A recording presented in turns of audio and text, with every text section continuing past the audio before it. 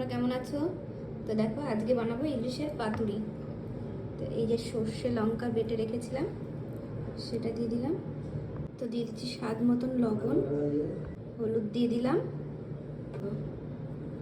এই যে আর উপর দিয়ে একটু কালো জিরে।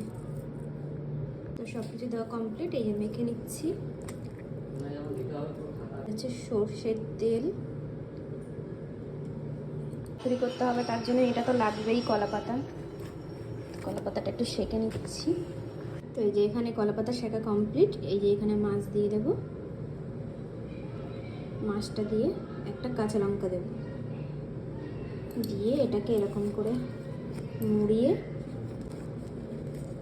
সুন্দর করে মুড়িয়ে রেডি।